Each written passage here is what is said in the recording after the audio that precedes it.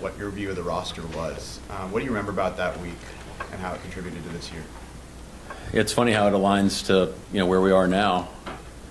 I just remember, hey, we were determined to take our team to another level, and it's not just me and John sitting in a room punching buttons. It takes a lot of people being aligned and a lot of conversations, and we had the right people for the job. So it's fun to be down there. You don't want to be down there too long, but I just remember having great conversation with the guys, seeing a lot of great players.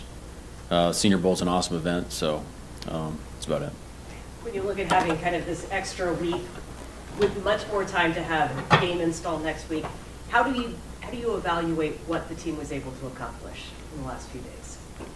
Well, I think you're looking at hey, big picture, what we're trying to achieve over the next 2 weeks, and then hey, let's drill down day by day of what we're trying to accomplish on a kind of now by now type of basis. So, today's a Thursday for us, and so we're going to go have a heck of a Thursday practice. We just had a great walkthrough. That's what our focus is, and then when that's done, we'll kind of shift our focus to the next thing. But it's all within the spirit of how we want to handle the 2 weeks. Are you doing third down, red zone this week, and then it'll repeat it again next week like a normal game? Yeah, I think it is tough to hey, stamp a game plan by the end of the week. Say this is what we're doing. We're not budging. So I think we're taking it's a little more fluid on how we're gonna game plan. But all of the areas will be addressed this week, and then we'll go back through it again next week. Will next week be kind of a normal week as well, or will the events make it so it's not just Monday, like your regular Monday, Tuesday, Wednesday kind of thing? Yeah, we'll next week will be this. Once Wednesday hits, will be the same cadence. Just there's some extra stuff too. I think there's some extra media obligations and that sort of thing. Travel time. I mean, there's some variables that we normally don't deal with here, but we'll take those in stride and keep rocking and rolling. You guys have Milt Williams and Barrymore over in New England. You guys have Leo and Jaron and Byron here, but no top 15 edge rushers in terms of sacks on either team. What's the benefit of the interior strength and rush versus edge rush?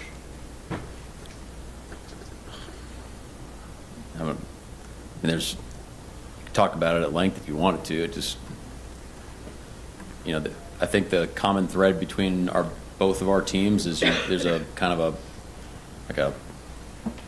synergistic effect to how we rush the passer, and they do the same thing. So that's something that I know that our guys take a lot of pride in on how we play, and it takes the whole front. It takes really all 11 guys to play in concert to create pressure on quarterback and get sacks. But I don't know. I think it might just the whole who has sacks, who doesn't. I'm not sure what that really is a function of. You've talked all year, along those lines, you've talked all year about the unselfish pass rush and the way these guys play. Is that kind of fitting for your defense that you don't have the 15 sack, one guy really standing out there? Well, I think their attitude and their approach every day is a little bit of a microcosm of how our whole team operates. And we've talked about this before, but that is a group that one has a lot of great players and a lot of leaders on our team, so they are going to be voices throughout the rest of the team, and they are going to be setting the example through a lot of the rest of the guys in the team. And if they operate like that, and they put the actions behind how we say we want to operate, that's powerful for the rest of the team. So I think that's been a critical part of our team's success this year has been how our D-line operates. You named Brady Russell special teams captain, I assume, for this game. He was A, first, I guess, how's he doing? And then B, what has he meant to the special teams this year? He's doing well. Just going through the process right now. But all of our guys that have played on special teams have been great. But to Brady, I think from day one, how much pride he took in his role. Again, set an example for how we want to operate here with our special teams units. And so guys follow his lead. I mean, his energy every day is contagious. Love for his teammates, love for the game, unselfish. I mean, he's tough as nails. You could argue he's one of the best core four, combo guys in the league. He's been doing it for a couple years. Were the other two captains fairly obvious for you two? They are. And we might actually add one or two over the next week or so, but but those guys have been great. I think no explanation needed. what do you appreciate about the way that those guys guys gravitate to who Jackson Spoon are because of just they're themselves? You know, Spoon's the louder guy. Yeah. Jason's the quiet. I just, I don't know, if I'm a player in the locker room, I just want guys to be themselves, and that sets the environment for the rest of our team, really our coaches too, where you don't have to walk around acting, okay, well, how am I supposed to act? Am I supposed to be like this or am I supposed to be like that? Like, no, the principle of the matter, the thing that we really care about is, the decisions that we're making, and, are we putting the team first, and are we abiding by our team principles, and all the other stuff really tends to come more to life because they take the pressure off guys. So, but again, those are two leaders on our team, more of our high profile players, and they act that way. It's easy to fall in line.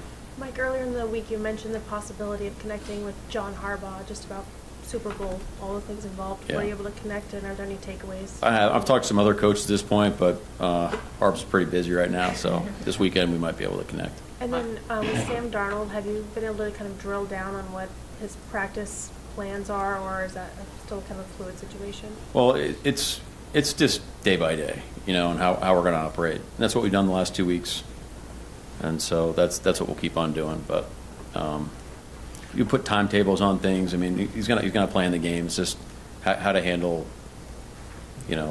what's the best thing to do every day with that in mind. That's how we're going to treat it. Mike, you mentioned after the game how Sam maybe shut a lot of people up. He seems like probably the last person who really cared about those outside perceptions. Yeah. What do you think about his approach, his personality, that stuff doesn't really get to him?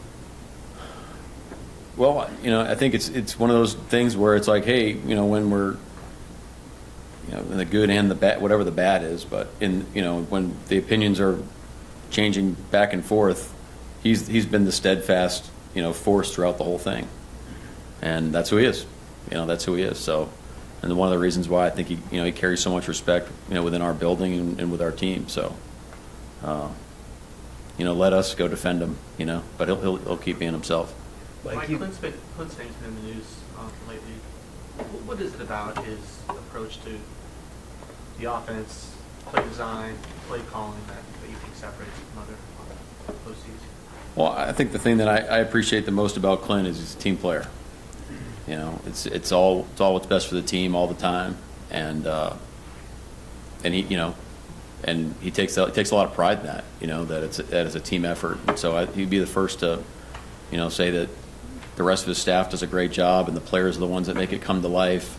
So I think there's the humility behind how he operates, creates an environment where you're getting all those positive aspects for everybody involved. Mike, you've got one of the youngest rosters in the NFL. You would expect the second half of the season you're going to see a lot of those young players really elevate their game. But how much has Jalen Sundell been a catalyst for the run game getting rolling here the last month or so? Since he came back from his injury, it seems like the light switch has really come on for him. Well, I think Jalen was playing good football before he went out, and he was playing good football last year. He had a heck of a training camp. I mean, he won our Top Hawk Award in the offseason. Look, you want to give him all the credit in the world for how he's playing. He's playing great football, but to say he's a catalyst for what we're doing, I think that might discount the effort involved with everybody else. And so, as a center, you got to make the right calls, and you got to be decisive, and you got to take the line, and you got to be on their stuff, because that's where it starts. But just really pleased with where he is right now as a player, and he's got a great future. Mike, you scored 5 touchdowns on special teams this year and had the muff turn into points immediately last week too. What have you thought about your unit as a whole that Jay's run this year, and how critical that unit has been to helping you get to this point? We love our unit. I mean, we love our special teams unit. Jay deserves a ton of credit. He's a phenomenal coach. I think Fitz also deserves a ton of credit. He kind of flies under the radar on a lot of things that he's bringing to the table.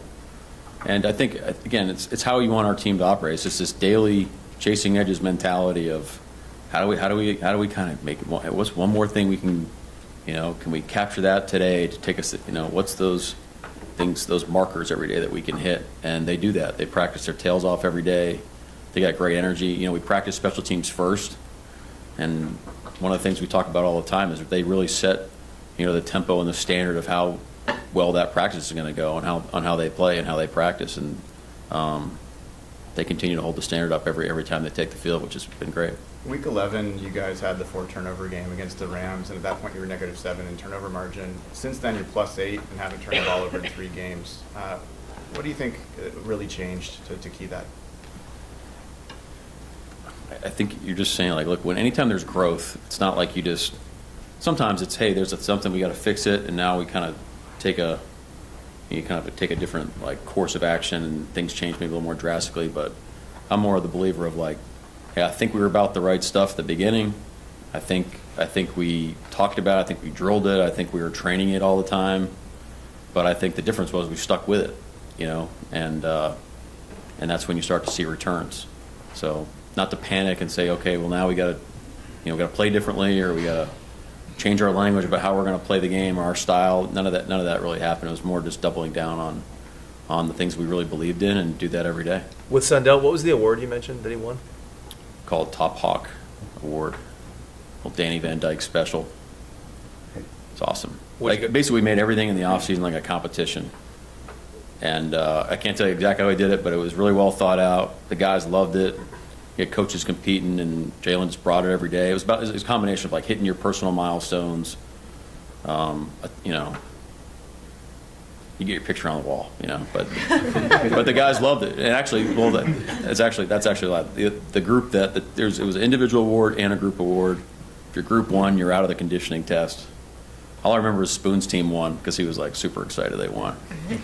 So, but if you win the award, it means you're there and you're getting after it and you're doing everything we asked. So you're going to be in shape. So it's kind of a no-brainer. So how many people got to not do the conditioning test because of that?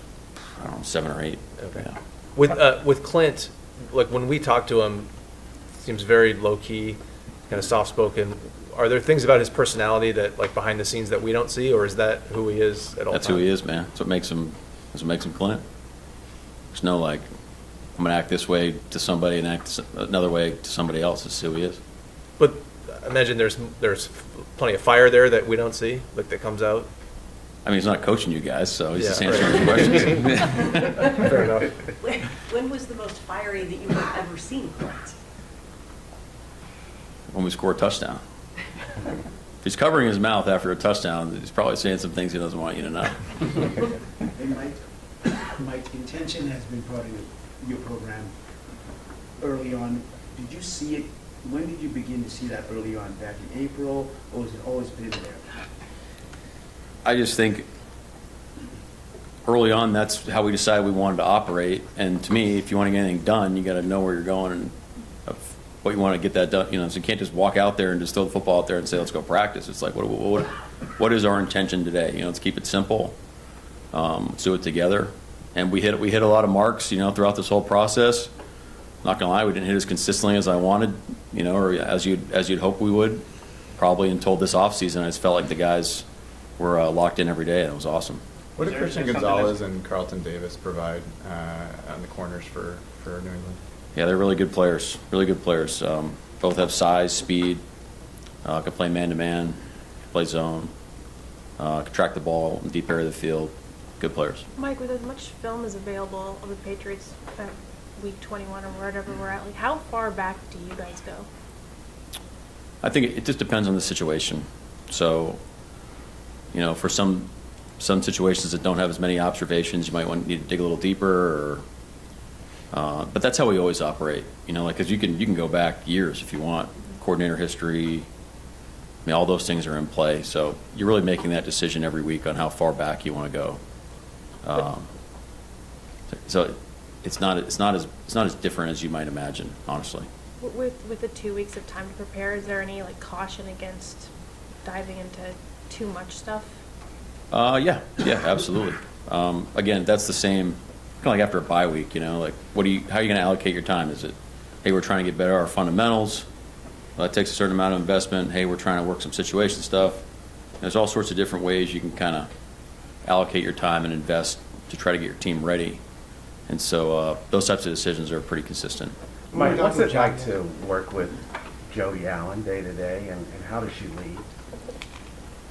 Well, I think I forgot the last time I talked about it, but it was recently. It was in the last week. But the thing that sticks out to me about Jody was her enthusiasm about where where she wanted our team to be and our franchise to be as a vision, you know, of the Seattle Seahawks, you know. And that was during our interview process. And honestly, that's really where it was like, okay, this is something I feel really strongly about, that I think that I could help create that. And so everything, I think, has been through that lens, and it's very clear of what type of team she wants. And she's been incredibly supportive. You know, we haven't hit the mark all the time, and so when she gives feedback, it's very simple. And it's through like a great lens that normally like maybe if I'm in kind of the fog, you don't see it. And she's been awesome. She's been awesome. You know, we meet weekly, and she's been great. People say she asks great questions. You know, yeah, that's kind of what I'm getting at. Is yeah. It like I'd say like a piercing question. You know, it gets right to the point, and it's helpful. You know, when you look at it through that lens of, hey, you know, that we're going in the same direction here. It's been really great. You meet here every week? It's on Zoom. And is it midweek, right after a game? It's the day after the game. Yeah. Day after. Yeah. One of the things that John said yesterday was that he noticed back in the summer some of that, like especially with the newcomers, like a guy like Sam coming in, that immediately was close and connected. And certainly that's something even from the outside we've noticed with that team. Yep. When you first saw that too, did that kind of get you thinking, okay, like these new guys are here and it's already like they've been here a while? Did that kind of give you an indication of what might be coming? You know, it's tricky because it's our second year, so it's not like, hey, we've been doing this for a ton of time. Okay, hey, newcomer comes in. What do we do? It's like the way I saw it was, hey, we showed up. We had talk about intention, like we had the intention we had, and I felt alignment through our team throughout the offseason program. And so, you know, because you're having a new team every year, and so you're trying to feel out, hey, you know, kind of where are we going? What's the direction here? What are the daily inputs that we're doing? And it just, you go back and look at it now, we just kept hitting the mark. And the guys deserve a lot of credit. It's not easy to do that every day, and Sam led the charge. I mean, we talked about this last week, but our off-season offensive attendance was tremendous. Felt like we had the whole team here every day. I think it's really dangerous with his feet. What's the balance between staying disciplined and rushing lanes? You talking about Drake? Yeah, Drake May. With staying disciplined in rushing lanes, but also being aggressive, trying to get him on the ground. Yeah, it's a great point. I think there's times for both. So we're going through that process right now of how we want to play. I think the key is trying to create as many of those situations as possible. But he is a tremendous player. He really is. He's strong. He's fast. I mean, you know all the things. Great arm talent. Great decision making. We got to be on our stuff up front. With Drake popping in and off the injury report for the Patriots, how much do you take that into account at this point? None. Is it helpful to have a guy like Jalen Milroe on a scout team replicating kind of that mobility? I'd say, yeah, of course. I mean, it's great to have Jalen repping for us. He does a great job. Drew does a phenomenal job. I think you know when you nailed it with the rush or when you didn't. You know, if there's either through execution or how it feels throughout the play, you know, maybe you do want them to throw it on time because you're trying to get, and there's kind of reasons for how you're going to play each play. So you don't want to slow them down either. You want them to go play quarterback so you can get a great look. Mike, Josh was the OC for Tom for so long there in New England. Is it still setting the same fundamental offense, or is it really evolved with what Drake can do with his legs? It's rooted in their system without having been there the whole time, but have gone against the Patriots for a number of years. There's like the core principles seem like they're there, and then look, you got to give them a lot of credit. I mean, it's an incredibly efficient offense. They've been explosive. There's definitely some things that they're probably doing that's exclusive to Drake, and as they should. But that's what you'd expect from a great offense is have a great foundation and be able to build around your players. DeMarcus, is Ernest Everybody wants the last question. Is Ernest Jones okay, or he showed up on the injury report? Yeah, he's a little sore, so we'll manage him over the course of this week, the rest of the week. What are you looking forward to most personally next week besides the game? Go ahead, Greg. We can do him and Mike. Go ahead. Pardon me. What are you looking forward to most personally besides the game? Honestly, I haven't even thought about it. Within your team, what you do with the team?